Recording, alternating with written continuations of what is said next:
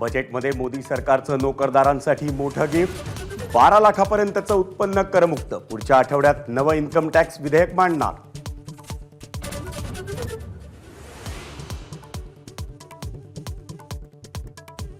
रेल्वेसाठी बजेटमध्ये 2,52,000 कोटींची तरतूद.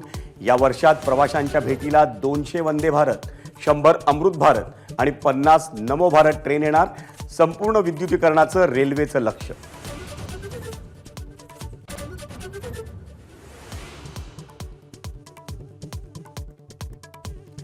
कॅन्सरसह विविध आजारांवरच्या 36 औषधांवरची कस्टम ड्युटी हटवली.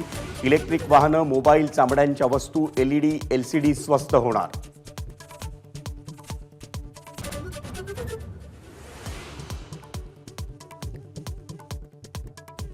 वैद्यकीय शिक्षण घेऊ इच्छिणाऱ्यांसाठी खुशखबर.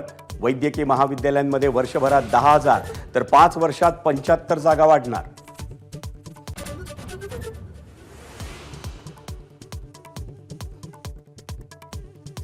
पंतप्रधान धनधान्य कृषी योजनेची घोषणा. डाळींसाठी 6 वर्षांचं आत्मनिर्भर अभियान. वस्त्रोद्योग बळकट करण्यासाठी 5 वर्षांचं लक्ष्य.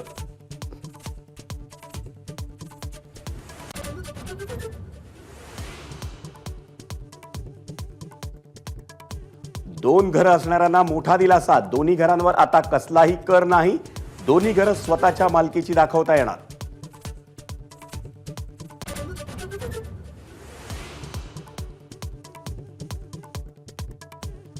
मध्यम वर्गासाठी ड्रीम बजेट. मुख्यमंत्री फडणवीसांची प्रतिक्रिया. तर आर्थिक महासत्तेच्या वाटेवर नेणारा अर्थसंकल्प. अजितदादांकडून कौतुक.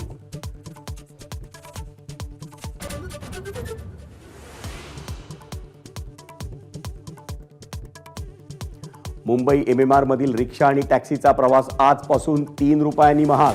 रिक्षाचं किमान भाडे 26 रुपये तर टॅक्सीचं किमान भाडे 31 रुपये.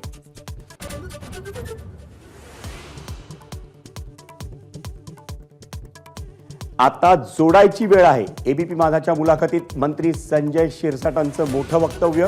तर संधी मिळाल्यास उद्धव ठाकरे आणि एकनाथ शिंदेना एकत्र आणण्यासाठी प्रयत्न करणार असल्याची स्पष्टोक्ती. तर गद्दारांसोबत जाणार नाही, अरविंद सावंतांची टीका.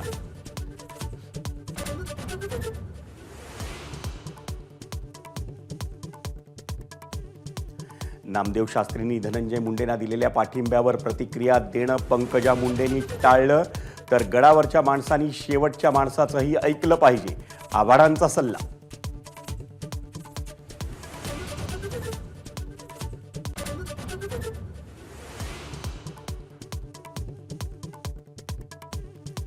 कागलमधल्या जमिनी समरजित घाटगेंनी बेकायदेशीररित्या बळकावल्या. हसन मुश्रीफांचा गंभीर आरोप. जमिनी परत करा अन्यथा आंदोलन करण्याचा दिला इशारा.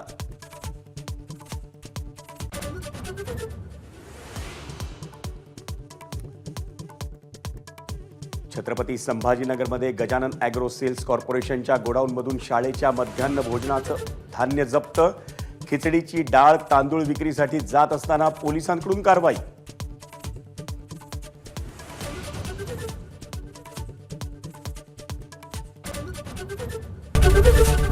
ABP माझा, उघडा डोळे बघा नीट.